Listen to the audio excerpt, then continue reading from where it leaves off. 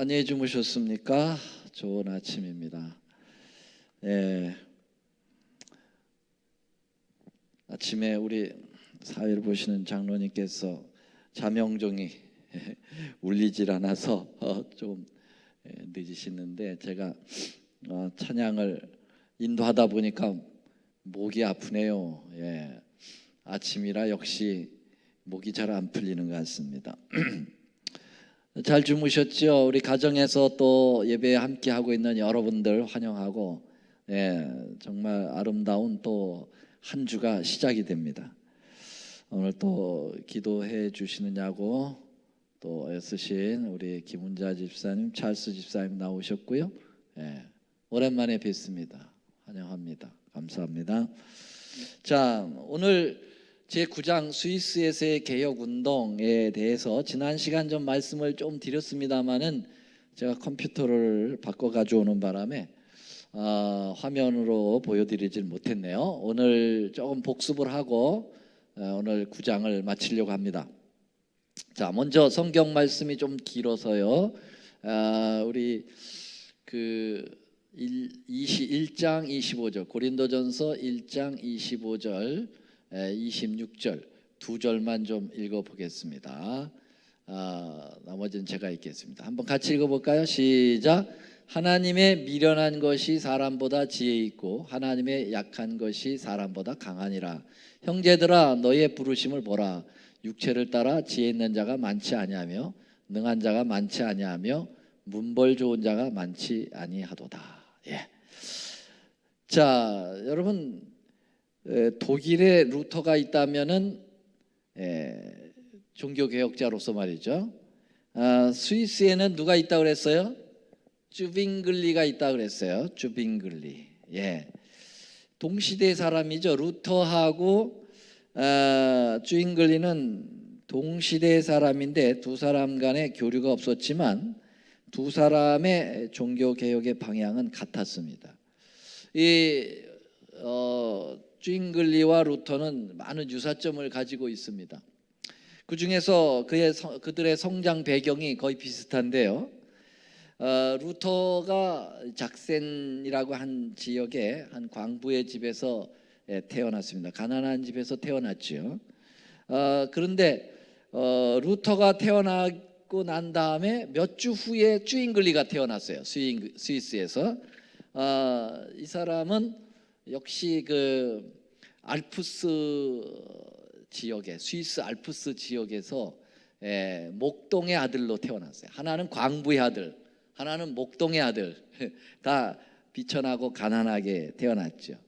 그래서 성경 오늘 본문에 읽었던 것처럼 하나님은 이렇게 하나님 종들을 선택할 때 아주 문벌 좋은 집, 뭐 이렇게 부잣집, 또 아주 가문이 괜찮은 집 이런 데서 고르시는 게 아니라 이렇게 비천하고 가난하고 무식하고 이런 데서 사람들을 선택해서 주의 종으로 삼았습니다.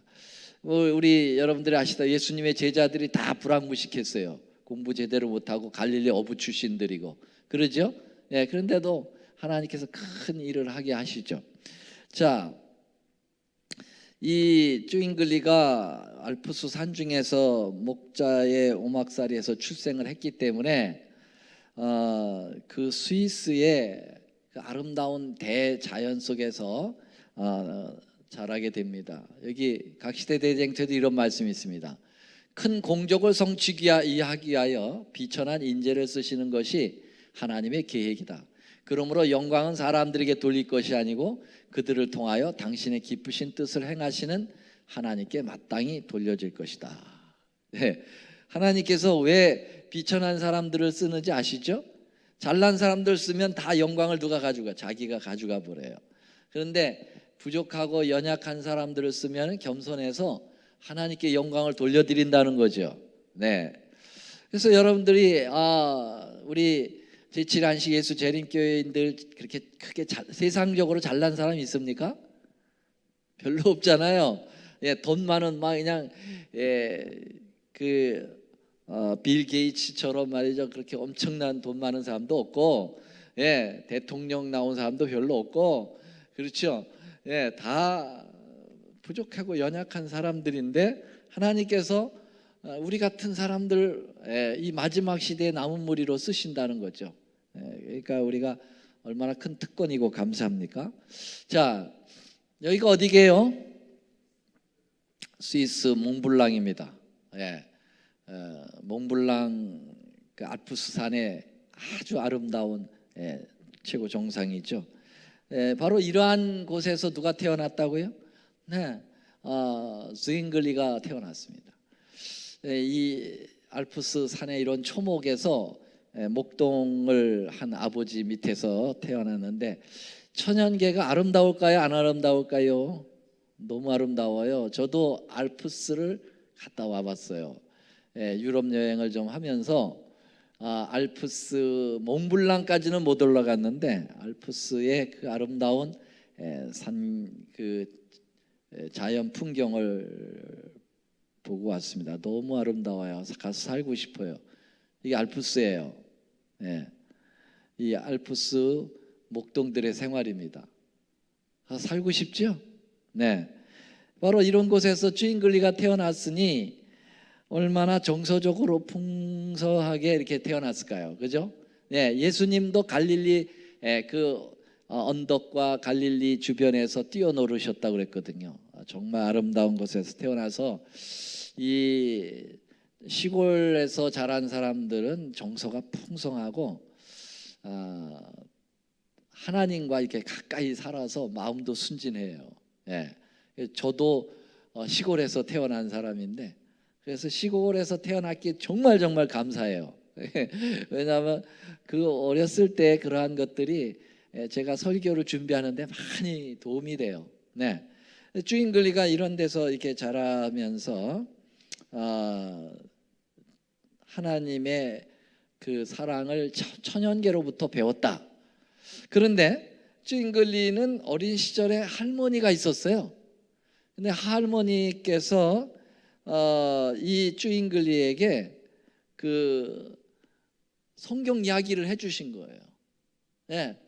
뭐 그땐 성경이 사람들의 손에 들려지지 않았기 때문에 이 할머니도 뭐 이제 그 신부들에게 들은 이야기들 이런 것들을 가지고 이야기하는데 뭐 많은 걸 얘기할 수 있겠어요? 그 예수님 탄생 얘기, 예수님이 베들레헴에서 탄생할 때 그때 말구에서 태어나고 목동들이 와서 이렇게 예수님의 탄생을 경배하고 동방박사 얘기 막 이런 얘기 해줬을 거예요. 근데 그 중에서 목동 얘기가 나오잖아요. 목동들이 와서 예수님의 그 탄생을 축하하고 경배드렸다. 그러니까 이 쥐잉글리가 목동이잖아요. 목동의 아이잖아요. 그러니까 거기에서 하나의 그러한 그 관계를 생각하면서 예수님을 나도 경배해야지 그런 마음이 생겼다는 거죠. 그래서 어린 시절부터 쥐잉글리가 하나님에 대한 사랑이 좀 독특했다 이렇게 기록이 되어 있네요. 자, 쥐잉글리가 원래 똑똑해요. 정말 태어날 때부터 똑똑한 게 태어났는데 이 말틴 루터도 그랬지만은 그 쥐잉글리 부모님들도 그렇게 교육열이 강했다고 그래요. 그래서 어린 시절부터 유학을 보낸 거예요. 그래서 쥐잉글리가 너무나도 지능이 빨리 개발되었기 때문에 그 시골에서는 그를 가리킬 교사가 없다고 그랬어요. 그렇게 천재, 영재성이 있었다 그랬어요. 그래서 부모님이 13세 때 13세면 오늘날의 초등학교 이제 막 마치려고 하는 때죠. 13세 때 그 당시 스위스에서 가장 우수한 학교가 있다고 하는 이 베른이라고 하는 곳에 유학을 보냅니다. 이 베른이라고 하는 곳은 저는 안 가봤어요. 근데 이 굉장히 스위스에서 유명한 그 도시입니다. 여기 아주 그 많은 학교들이 있었어요. 여기에 이제 갔는데 원래 이제 이 쥐잉글리가 탁월하니까 금방 소문이 퍼져가지고 이 쥐잉글리의 이 인재됨을 사람들이 선택을 해서 자기 문화로 키우려고 그랬어요. 그때 유명한 수도원들이 많았다고 그랬잖아요. 근데 그 수도원에는 두 큰 양대 수도원이 그때 있었습니다. 하나는 도미니크라고 하는 수도원이 있었고요. 또 하나는 프란체스카 수도원이 있었어요. 이 도미니크 수도원과 프란체스카 수도원 양대 수도원이 서로 경쟁을 하면서 좋은 인물들을 스카우트해 가지고 교육을 시켜서 그 수도원의 더 발전과 부흥을 꾀했다고 그랬습니다. 그래서 이 수도원의 경쟁이 지나쳐 가지고 그들은 교회를 그 수도원을 화려하게 장식을 하고 유명한 유물 같은 걸 갖다 어떻게 유물 단지를 구해다가 놓고 이것은 아주 유서 깊은 것이라고 하면서 유물 숭배가 아주 강했습니다. 이 원래 천주교들이 그래요. 자, 그러면서 이 쭈잉글리를 서로 영입하려고 노력을 했다는 거죠. 그래서 도미니크하고 프란치스카 수도원에서 서로 잡아당기는 거죠. 우리 수도원으로 와라, 우리 수도원으로 와라. 그런 가운데 이 쭈잉글리 아버지가 그 사실을 알고 이 수도원들이 이미 타락했다는 걸 알았어요. 그래서 우리 아들은 그런 데 안 보낸다. 그리고 고향으로 다시 불러내린다고 그랬어요. 그래가지고 쭈잉글리가 공부하다 말고 이 양쪽 수도원의 경쟁 때문에 다시 시골로 내려갈 수밖에 없었어요. 내려갔는데 시골에서 오래 있지 못해서 다시 부모님들은 쭈잉글리를 이제 다른 도시로 유학을 계속 보내기로 합니다. 여기가 어디일까요? 여기가 어디예요? 바젤이잖아요. 이 바젤이라는 소리 많이 들어보셨죠? 유명한 도시에 스위스에 이 바젤에 가서 공부를 하는데 여기 아주 이 바젤에 있는 학교에 유명한 큰 선생님이 하나 계셨어요. 그 선생님은 고어학을 가르쳤다고 그랬는데 고어학이 뭘까요? 옛날 언어죠. 다시 말하면 히브리어, 헬라어 이런 성경을 원어로 기록된 그 언어를 이 학교가 가르쳤다는 거예요. 고학의 선생님, 아주 큰 선생님이 계셨는데 이름이 비템바하라고 하는 선생님입니다. 이 비템바하 밑에서 쭈잉글리가 공부를 했는데 이 비템바하는 성경을 읽을 줄 알잖아요. 그러니까 성경에 대한 그 위대성을 알게 되잖아요. 그래서 이 비템바하가 그 성경에서 깨달고 감화받은 것을 이 쭈잉글리에게 가르친 거예요. 그래서 쭈잉글리가 이 바젤에 있는 대학으로부터 성경을 배우기 시작했다는 거죠. 놀라운 일입니다. 여러분, 그래서 말틴 루터는 스타우피치라고 하는 위대한 수도원 원장이 영향을 줬고, 쭈잉글리는 이 바젤에 있는 대학인 큰 선생님인 비템바하로부터 영향을 입으면서 성경을 접하게 됩니다. 그러면서 쭈잉글리는 점점 더 신앙적으로 가게 되는데요. 결국 이 쭈잉글리가 신부가 됩니다. 신부 서품을 받는다고 그러죠. 그 사람들 신부의 서품을 받고 성경을 더 열심히 전념하게 되는데, 성경을 연구하면 연구할수록 뭐가 드러난다고요? 교황권의 그러한 잘못됨이 드러나는 거예요. 그래서 이 쭈잉글리는 성경만 가지고 해석을 하려고 그랬어요.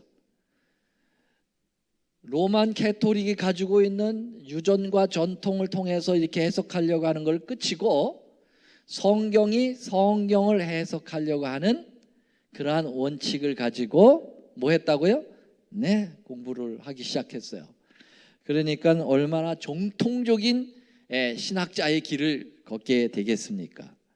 그래서 그의 신앙은 점점 수준이 높아졌고, 또 그가 성경에 대한 진면목을 완전히 깨닫게 되었고, 그러면서 서서히 개혁의 길에, 종교 개혁의 길에 들어서고 있었다라고 보고 있습니다. 자, 그런데 주인글리가 전한 교리는 루터에게서 배운 것이 아니었습니다. 그리스도께서 친히 가르쳐 주셨기 때문에 그리스도의 개혁자는 이렇게 말합니다.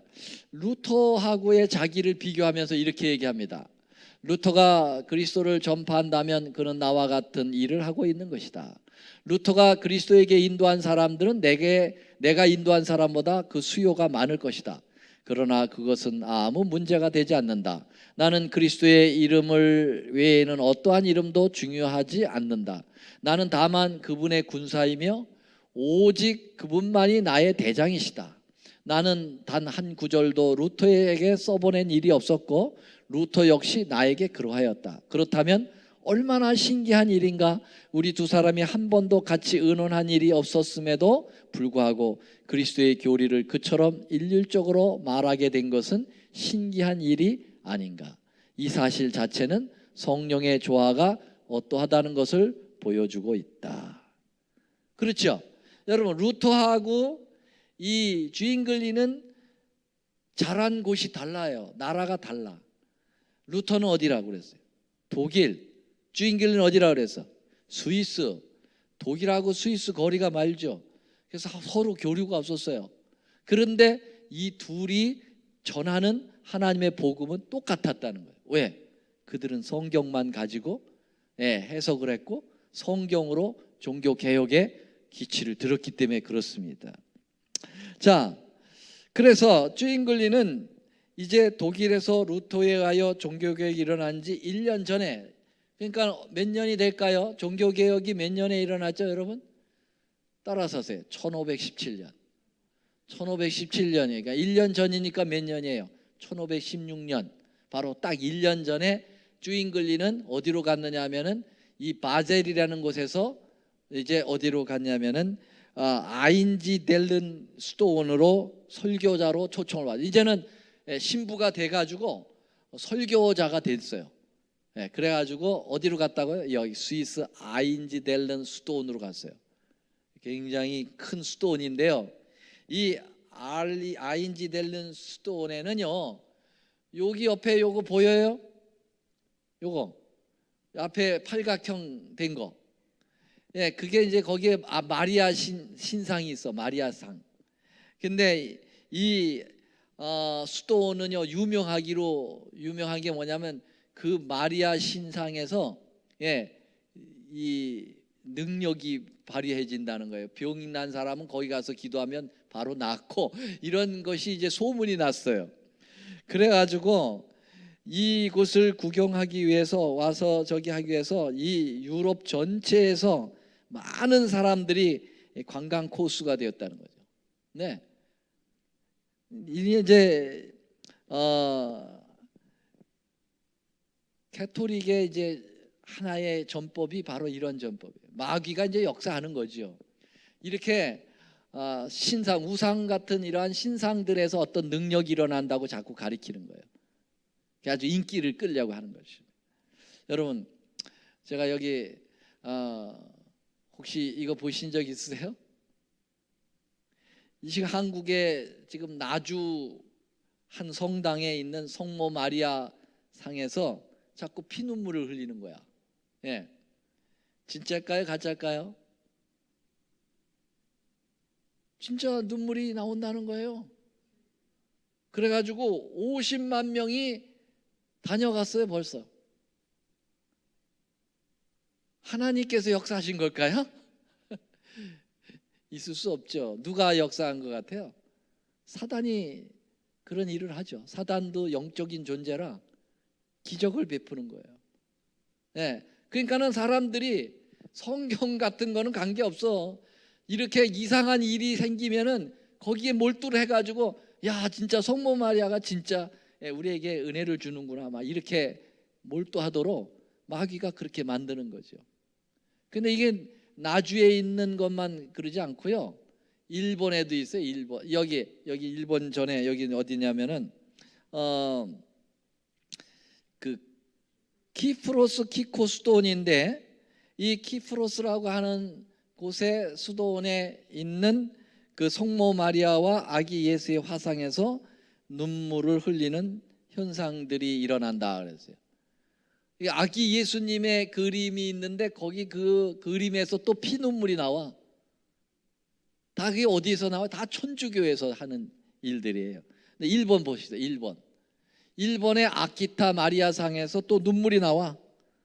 그래서 1963년 일본 아키타시의 조각가와 와카사 사부로소의 시의 작품으로서 1975년부터 1981년까지 101번의 눈물을 흘렸다. 그래서 그 눈물을 채취해 가지고 그 일본의 그 아키타 대학 기후대학의 법의학 교실에서 분석한 결과 인간의 체액 즉 눈물로 밝혀졌다 그렇게 했어요. 인간의 눈물로 밝혀졌대. 여러분 이러한 것들이 사실 있어요. 뭐 하늘에 뭐 마리아가 나타났다 이런 얘기도 많이 나오죠. 네, 다 할 수 있어요. 누가 하는 거예요? 다 사단이 그 장난질을 치는 거죠. 여기 부처도 이런 일을 해. 부처의 눈에서도 이렇게 피눈물이 나온다고. 이 부처하고 이 불교하고 또 캐토릭하고는 또 이게 또 짝짝꿍이 잘 맞아요. 네. 그래가지고 차월 초파일이 되면은요 천주교의 추기경이 가서 또 축하해줘. 그리고 크리스마스가 되면 또 누가 와? 이 스님들이 또 와가지고 캐토릭에 가서 또 축하해줘. 서로 짝짝꿍이야. 뭐도 같아요? 묵주 돌리는 것도 같아. 캐토릭 묵주 돌리죠. 저기도 불교도 묵주 돌리죠. 서로 일맥상통해. 왜? 다 마귀에게서부터 오는 것 종교들이죠. 자, 성경에는 그 성경이 아니고 또 이제 이게 있어요. 이 아주 유명한 건데 이 파티마라고 하는 곳에서 요 세 아이들이 성모 마리아가 나타났다는 거예요. 줄기차게 나타났다는 거예요. 그래서 이 세 아이가 성모 마리아를 목격했다는 거예요. 1917년 5월 13일서부터 10월 13일까지 매월 13일이 되면은 6번 나타났고 그녀가 처음 나타난 5월 13일을 파티마 성모 발현 기념일이라 그렇게 해가지고 여기에도 그냥 끊임없는 관광객들이 모여든다는 거예요. 온통 세계를 다 이렇게 우상 집단으로 만들어 놓았어요. 이 캐토릭이요. 이게 이거 아이진대론이라고 하는 쥐잉글리서부터 시작이 된 거예요. 그 쥐잉글리가 공부하던 그 지역 수도원서부터요. 그래서 성경에 이런 말씀이 있습니다. 자, 계시록 13장에 보니까 저가 먼저 나온 짐승의 모든 권세를 그 앞에서 행하고 땅과 땅에 거하는 자들로 처음 짐승에게 경배하게 하니 곧 죽게 되었던 상처가 나은 자니라. 큰 이적을 행하되 심지어 사람들 앞에서 불이 하늘로부터 땅에 내려오게 하고. 계시록 13장에 여러분 첫 번째 짐승은 로만 캐토릭을 얘기하고 두 번째 짐승은 미국을 얘기하죠. 근데 이 미국하고 캐토릭이 이제 합작품을 늘 벌이는 가운데 하나가 뭐냐면 강신술이라는 거예요. 강신술이라는 말은 뭐냐면은 초자연적인 이적을 통해 가지고 사람을 현혹하는 것입니다. 그래서 여기 보니까 그 첫 번째 짐승인 캐토릭이 뭘까지 하는 거냐면 앞으로 하늘로부터 불이 내리는 이적까지 베풀어서 사람을 유혹하겠다고 그랬어요. 그러니까 하늘로부터 막 불이 내리는 일을 이제 앞으로도 할 건데 뭐 이 마리아 신상에서 눈물 나게 하는 거 왜 못 하겠어요? 다 성경에 나오지 않고 이상한 짓거리를 하는 것들은 다 이건 사단의 기만술인 걸 알아야 돼요. 성경을 모르니까 이 우매한 백성들이 그런데 우르르 몰려가고 저르르 몰려가고 그래가지고 다 현혹을 당하는 거예요. 그런 거 한번 보면은요 아무리 말씀 갖다 들이대도 말씀 필요 없어요. 그냥 자기가 봤다는 거죠. 이렇게 이건 진짜 이게 인간이 할 수 없는 일들이 일어났는데 이건 하나님께서 하시고 마리아가 하신 일이다. 이렇게 되는 거죠. 자, 근데 이 아인지데리에 가서 이렇게 마리아상이 막 신통한 능력을 부린다가 막 그러면서 수많은 유럽에서 사람들이 오니까 여기에 설교자로 간 쭈잉글리가 분노했어요. 이게 무슨 소리냐? 이게 하나님을 믿는 사람들의 행동이냐? 그래가지고서는 쭈잉글리는 이 거짓 복음이라고 벌써부터 그는 알았죠. 왜? 성경을 공부한 사람이니까. 그래가지고 쭈잉글리가 이렇게 얘기합니다. 다른 아무 곳보다도 이 성전에 특별히 하나님이 계시다고 생각해서는 안 된다. 그대들이 거주하는 나라가 어디든지 하나님께서는 그대들의 주위에 계시며 그대들의 소원에 귀를 기울여 주신다. 그대들은 고행, 먼 길의 순례, 현물, 성상, 동정녀 마리아와 성도들의 기도를 통하여 하나님의 은혜를 받을 수 있다고 생각하는가? 그리고 우리의 긴 기도에 어떤 공로가 있다고 생각하는가? 번쩍번쩍하는 두건, 반반하게 한 민머리, 치렁치렁하게 끌리는 옷, 금박으로 아로새긴 덧신, 그 모든 것들이 무슨 유익이 있으리라고 생각하는가? 하나님은 마음을 보신다. 왜 이 수도원이 그렇게 많은 사람들이 오느냐? 여기 와야만 하나님의 은혜를 받고 여기 와야만 하나님의 병을 고치고 한다는 그러한 미신적인 거 그만하라 얘기하고 있어요. 여러분, 하나님의 성경을 제대로 모르는 거기에 설교자라면 이런 설교 하겠어요? 안 하겠어요? 안 하죠. 그 사람들 오면 다 돈인데, 그렇죠? 그 수도원이 완전히 부자가 되는 건데, 근데 쭈잉글리는 개혁자로서 벌써 식견이 있어가지고 영적인 안목이 있어가지고 이건 완전히 사단의 짓이라고 생각해가지고 돈 그거 필요할 게 없다.